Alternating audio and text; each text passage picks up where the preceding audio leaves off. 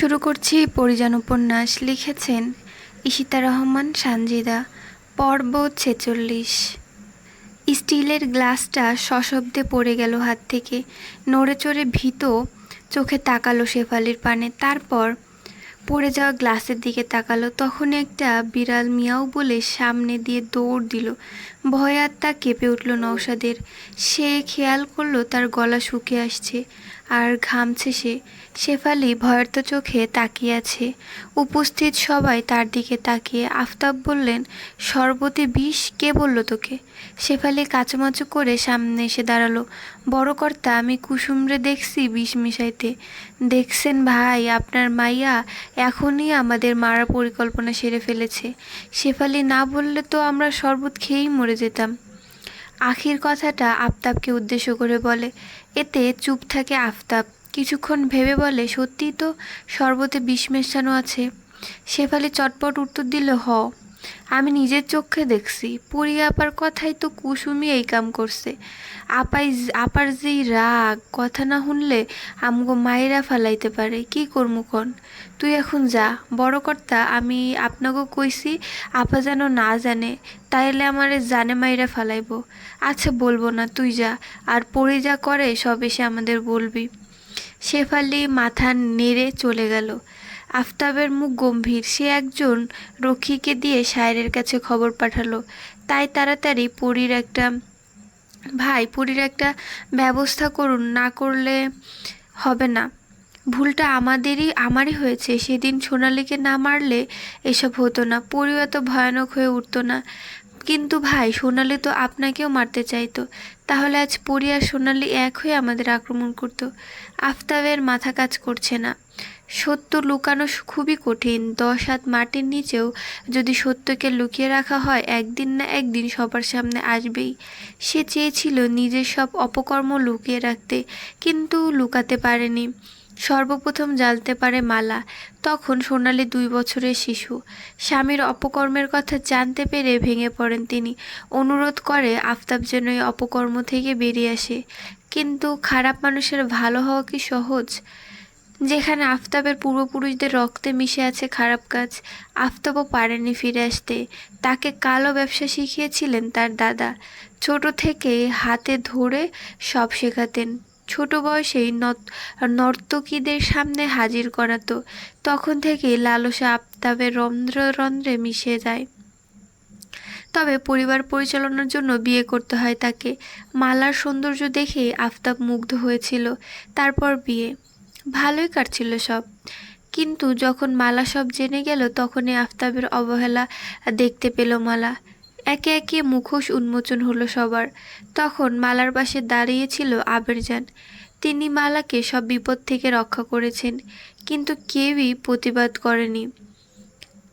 বহু বছর পর সোনালী বাবার করা অন্যায়ের প্রতিবাদ করে।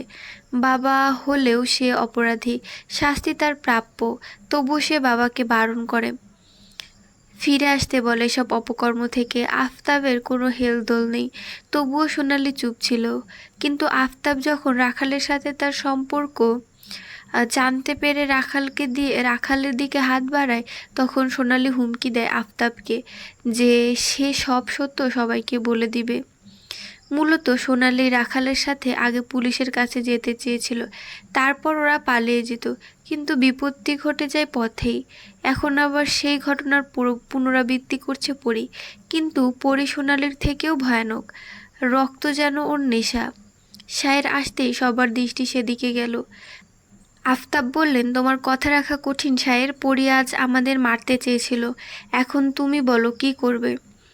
শক্ত কণ্ঠে শায়ের জবাব দিল, আমার পরিজনের কিছু করতে আপনারা পারবেন না যতক্ষণ আমার দেহে প্রাণ আছে। তাহলে আমরা মরব নাকি? আল্লাহ যেভাবে যার মৃত্যু লিখেছেন তার মৃত্যু সেভাবেই হবে। এতে ঘাবড়ানোর কি আছে? নিজেদের রক্ষা করতে শিখুন। তো তোমার যুক্তি তোমার কাছেই রাখো শায়ের। আমরা আর বসে থাকবো না, দেখি পরীকে তুমি কিভাবে বাঁচাও। আফতাব উঠে চলে গেল। শায়ের কিছু না বলে বৈঠকে নিজের বরাদ্দ ঘরটাতে চলে গেল। তার একটুও ভালো লাগছে না। কাল সারা রাত সে ঘুমাতে পারেনি। পরীকে ছাড়া এই প্রথম রাত তার।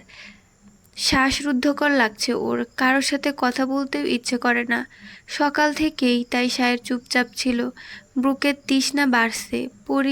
পরীকে একবার সে চোখ ভরে দেখতে চায়। খোদা যেন ওর কথা শুনেছে। শেফালি এসে বলে গেছে পরী তাকে অন্দরে যেতে বলছে। দেরি করে না সায়ের।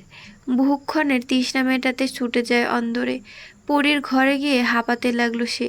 সায়েরকে দেখে পরী পালঙ্ক থেকে নেমে পড়ল। সম্মুখীন হলো স্বামীর। এক রাতেই কেমন শুকিয়ে গেছে সায়ের। পরী এটা হঠাৎই আবিষ্কার করে। আলতো করে গালে হাত বুলায় সায়েরের। চোখের পলক ফেলে না সায়ের। পরী বলল, আমার ঘুম ঘুম পাচ্ছে মালি সাহেব, আপনার বুকে একটু জায়গা দিবেন, কাল রাতে ঘুমাতে পারিনি। করুণ কণ্ঠ পরীর। সায়ের আরও কাছে গিয়ে আসে পরীর। আপনি চোখ বন্ধ রাখবেন পরিজান, আপনাকে মন ভরে দেখব। কেন জানি আপনার চোখের দিকে তাকালে নিজেকে আরো বড় অপরাধী মনে হয়। তাই করে পরী। আর সায়ের তার পরিজনকে চোখ ভরে দেখে। সে তার এ দেখা শেষ নেই। চক্ষু মুদন করার ইচ্ছা নেই সায়েরের। পরীর কপালে গাঢ় চুম্বন করে সে। পরী চোখ মেলে তাকায়। আপনি কেন এত নিষ্ঠুর হলেন? কেন এত পাপ করলেন? কি দরকার ছিল? একটু ভালো হলে কি হতো? যুদ্ধ তো হতো না, রক্তারক্তিও হতো না। তাহলে আপনি এমন হলেন কেন? আর যদি খারাপই হতেন তাহলে আমাকে কেন এত ভালোবাসলেন? আমি কি আপনাকে কলঙ্কিত করলাম পরিজান? কথা বলল না পরী। সায়ের আবার বলে, আপনি চাঁদ আর আমি কলঙ্ক। কলঙ্ক ছাড়া চাঁদ যেমন অসুন্দর, তেমনি আমি ছাড়া আপনিও বেমানান। সেহরান নামক কলঙ্ক পরিজানের গায়ে আজীবন থাকবে। সায়েরের বুকে মাথা রাখে পরী। কাল বিলম্ব না করে শক্ত করে পরীকে জড়িয়ে ধরে সে। বলে, আপনার আমার ভালোবাসা হয়তো কোনো ইতিহাস গড়বে না পরিজান। পৃথিবীর কেউ জানবে না আমি আপনাকে কতটা ভালোবাসি। তবে ভালোবাসা এক মুহূর্তের জন্য ভুলতে পারবেন না। আমি কেন আপনাকে চেয়েও শাস্তি দিতে পারছি না? কেন বারবার আপনার কাছে আসতে ইচ্ছা করে? এর জবাব সায়েরও জানে না। সে গভীর আলিঙ্গনে ব্যস্ত তার পরিজনকে। সারা রাত্রি দুজনে বিনা নিদ্রায় পার করেছে। এখন কাছাকাছি হয়ে দুজনেই একটুখানি শান্তির নিদ্রায় যেতে চায়। তাই সায়ের পরীকে নিজ বক্ষে নিয়ে শুয়ে পড়ল। রূপালী রন্ধনশালায় গিয়ে দেখল মালা খাবার বাড়ছে জেসমিনের জন্য। আজ কতদিন হলো সে বিছানায় পড়ে আছে, নড়াচড়া করতে পারে না। পুরো শরীর প্রচণ্ড ব্যথা, একটু নড়লেই ব্যথায় কাতরায়। এই কষ্ট দেখতে পায় না রূপালী, তাই জেসমিনের ঘরে সে যায় না। মালা খাবার নিয়ে চলে যেতেই রূপালী কুসুমকে বলে, আজকের কাজটা ঠিকমতো করেছিস কুসুম? হ আপা, পরি আপা যা কইছে তাই করছি, ঠিক আছে। অন্দর থেকে তুই বের হবি না। শেফালি কোথায়? পরের কাম করতে গেছে। আমার মনে হয় ওরা শেফালিকে বিশ্বাস করছে। তবে এই বিশ্বাস আরও জোরালো করতে হবে। পরি কি নিজের ঘরে? কুসুম মাথা নাড়ে। রূপালী পরীর ঘরে যায়, কিন্তু ওদের দুজনকে একসাথে ঘুমাতে দেখে বের হয়ে আসে। মনে মনে হাসে রূপালী। পরী সায়েরকে অনেক বেশি ভালোবাসে, কিন্তু ওর জীবনটা ভিন্ন পর্যায়ে দাঁড়িয়েছে। সিরাজ ওর সাথে বেইমানি করেছে, তা সে মালার কাছ থেকেই জেনেছে। সব জানার পর চূর্ণ বিচূর্ণ হয়ে গেছে তার মনটা। তবে রূপালী নিজেকে সামলে নিয়েছে। পরীকে দেখে শক্ত হতে শিখেছে সে। অনেক ধোঁকা খেয়েছে, আর পারছে না। এবার সময় এসেছে রুখে দাঁড়ানোর। এবার চুপ থাকলে অন্যায় হবে ভেবেই রূপালী রুখে দাঁড়িয়েছে। ওদের প্রথম পরিকল্পনা হলো সবার বিশ্বাস অর্জন করবে শেফালি, তারপর পরবর্তী পরিকল্পনা করবে। সেই অনুযায়ী শেফালি ওদের গিয়ে বলেছে যে রূপালী সিরাজের সম্পর্কে সব জেনে গেছে, আর সিরাজকে সে শীঘ্রই হত্যা করবে, এবং সেটা খুব তাড়াতাড়ি করবে। ওনারা সবাই যেন সতর্ক হয়ে যায়। এই কথা শুনে সিরাজ সহ সবাই সতর্ক হয়ে গেল। পরীর জন্য অন্দরে ঢুকতে পারছে না কেউ, শুধু সায়েরকেই পরী ঢুকতে দিচ্ছে। কিন্তু সায়ের তো ওদের কথা শুনবে না। এই জন্য আফতাব বেশ চিন্তায় আছে। সায়ের ওনার কথা শুনলে এতদিনে পরীক্ষা শেষ করে দিত, কিন্তু এখন সব উল্টো হয়ে গেল। নওশাদ ভয়ে জড়সড় হয়ে বসে আছে। কাউকে সে বিশ্বাস করতে পারছে না। কারণটা তার পঙ্গুত্ব। এর আগে যখন সে সুস্থ ছিল তখন এত ভয় ওর করেনি, এখন অনেক বেশি ভয় করছে ওর। এমন সময় শেফালি ওর সামনে এলো। এক গ্লাস পানি ওর দিকে এগিয়ে দিয়ে বলল, পানি নেন ভাই, দেখা মনে হইতেছে আপনি ভয় পাইতেছেন।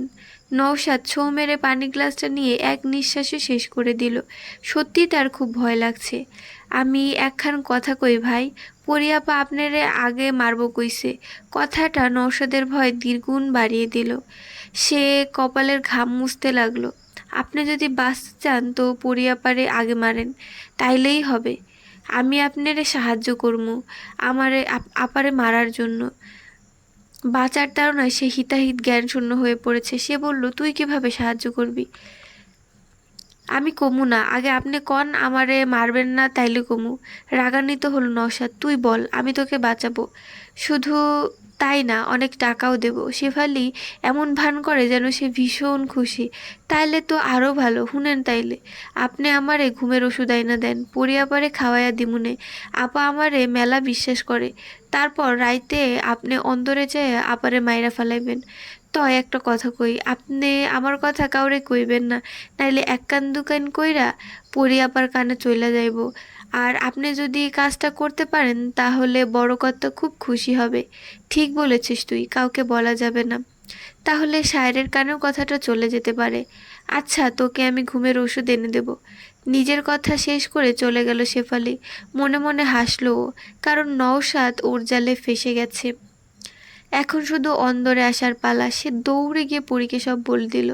পরী হেসে বলে, শিকার ফাঁদের দিকে এগোচ্ছে, এখন শুধু ফাঁদ পাড়ার পালা। নওশাদ শেফালিকে ঘুমের ওষুধ এনে দিল। সন্ধ্যার পর শেফালি নওশাদকে জানালো যে সে পরীকে ওষুধ খাইয়ে দিয়েছে, রূপালীকেও খাইয়ে দিয়েছে, যাতে সে টের না পায়। শেফালির বুদ্ধির তারিফ করলো নওশাদ। রাত যখন গভীর হয় তখন সবার চোখের আড়ালে নওশাদ টোকা দিল অন্দরের দরজায়। শেফালি যেন ওর অপেক্ষাতেই ছিল। দরজা খুলে তাড়াতাড়ি নওশাদকে ভেতরে ঢোকালো। নওশাদ তার লাঠির সাহায্যে দোতলা উঠতে লাগলো। শেফালি সোনালির ঘরটা দেখিয়ে বলেছে ওখানেই পড়ে থাকে, তাই নওশাদ সেদিকেই যাচ্ছে। শেফালি নওশাদের যাওয়ার দিকে তাকিয়ে বলে, আইস তোর এমন মরণ হইব যা তুই চিন্তাও করস নাই।